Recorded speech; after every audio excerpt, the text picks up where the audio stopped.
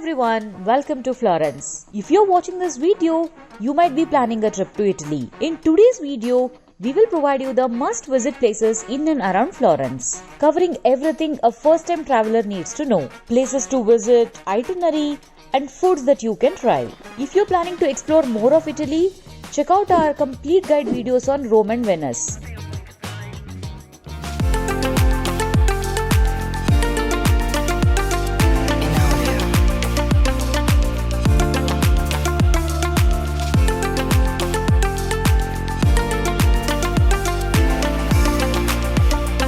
Florence is one of the Italy's top travel destinations. It's a stunning city full of art, history, and vibrant culture. Known for its museums, historic buildings, and delicious food.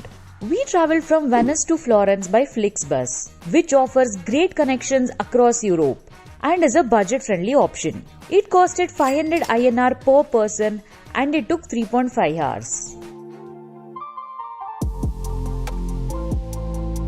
Let's now discuss the places to visit in Florence. We spent 2 days in Florence, 1 day in Pisa doing a day trip to Pisa and Siena, and 2 days in Cinque Terre for a total of 5 days. You can adjust the itinerary based on the number of days you have, but a minimum of 2 days is recommended for Florence.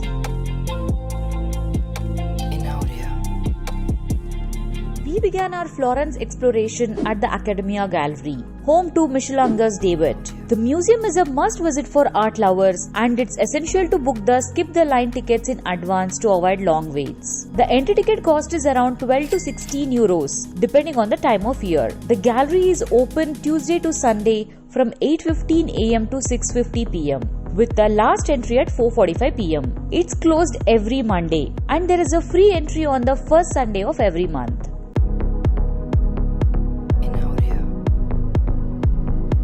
Next we headed to the Uffizi Gallery, one of the most renowned and frequently visited art museum in the world.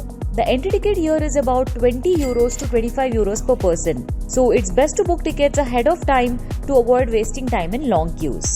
Next we went to Ponte Vecchio, a historic bridge that stretches over the Arno River. As the oldest stone bridge in Europe, it was originally used by farmers and traders. Today, the bridge is lined with charming shops selling jewelry and souvenirs, offering a perfect spot for leisurely stroll and some window shopping. A short walk from Ponte Vecchio brings you to the Piazza della Signoria, the main square of Florence. The entry is free and it's an ideal place to relax and take in the history and atmosphere of Florence. Next we visited Duomo, Florence's most iconic landmark, famous for its magnificent dome. This is a UNESCO World Heritage Site. You can purchase a combo ticket for 18 euros, which includes entry to the cathedral, dome, bell tower, baptistry and museum. It's definitely worth climbing to the top for breathtaking views of the city. But be sure to book your tickets in advance. We booked all our tickets through Get Your Guide.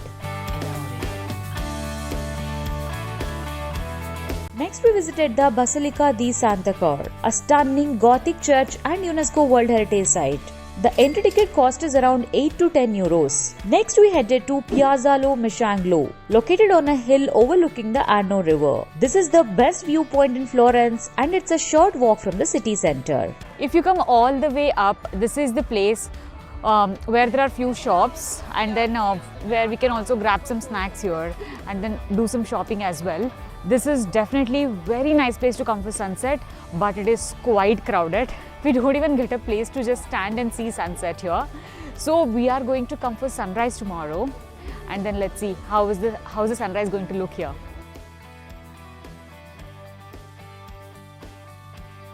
Next we visited Giardino del Rose, a beautiful rose garden just few minutes walk from Piazzale Michelangeloe.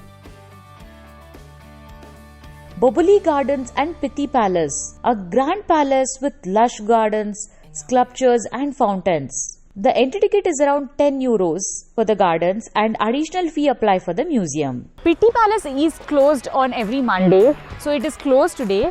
But Boboli Garden, it's a huge garden which is open, but at this season it's not really great as what we heard. So we are not going inside. But if you want to go inside Pitti Palace, the price is 16 euros. You can plan to visit all these places over 2 days, divided like this. Day 1, Academia Gallery and free walking tour which covers some places with detailed information about the place.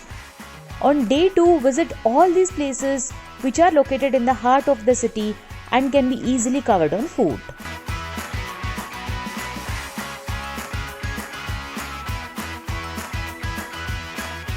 If you have one more day, plan a trip to Pisa and Siena.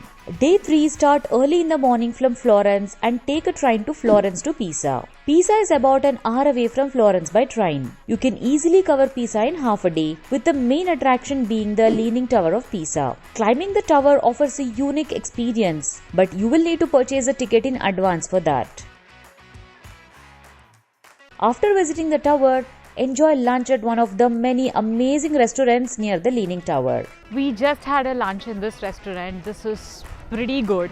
The food was really yummy. I think one of the best food that what we had in Italy. So if you are in Pisa, just try here, and if you don't eat beef or pork, then you can just tell them to add chicken, and they will add chicken in whatever dish that you want.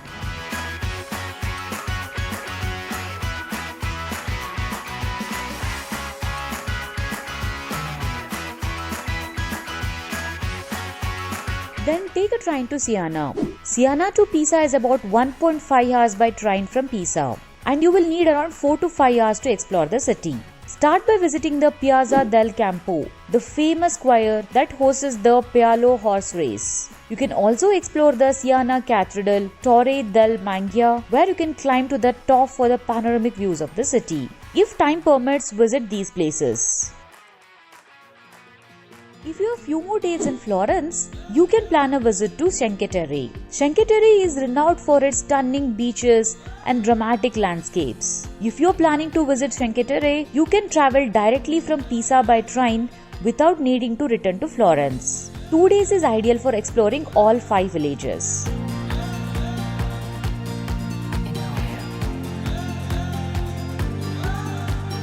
Travel time from Florence to Cinque Terre is 2.5 to 3 hours, while from Pisa to Cinque Terre is 1.5 hours. Upon arriving in Cinque Terre, you can purchase a 1 or 2 day pass which provides unlimited travel on the local trains and access to hiking trails between the villages.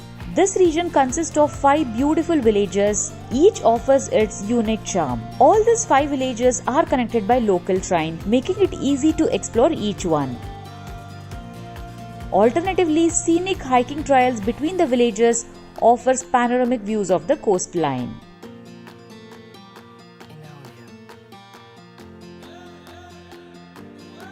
When it comes to accommodation, you can stay in Riamargo or Montresso. We choose to stay in Riamargo, which is a vibrant and beautiful village. However, accommodation here can be expensive. Our booking cost was 10,000 INR for one night in Airbnb. Unfortunately, during our visit, the weather was bad and many places were closed. Here is a breakdown of what we spent for 5 days for 2 people, excluding flight and visa cost.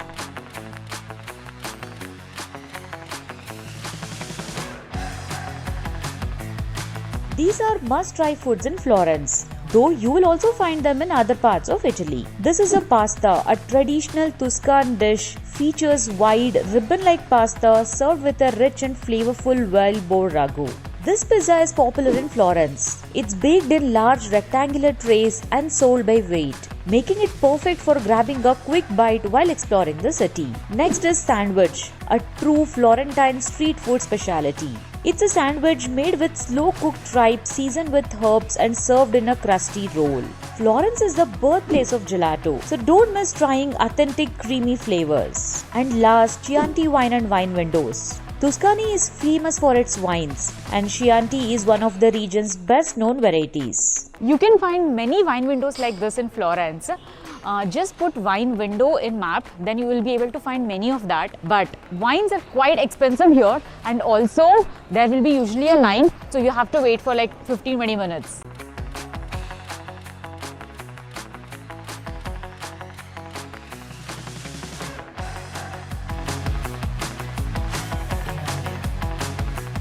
Here are few tips for first-time travelers. Book your museum tickets in advance to avoid long queues. Use the Get Your Guide app to make your bookings. Walk as much as possible to fully enjoy the beauty of Florence. Next, if you're heading to Cinque Terre, make sure to pack comfortable walking shoes and bring your bikini to enjoy the beautiful beaches. Install Google Translate or similar app as most locals may not speak English. If you've enjoyed this video, give it a thumbs up, subscribe for more travel guides, and let us know in the comments which spot you are most excited to visit. See you in the next adventure.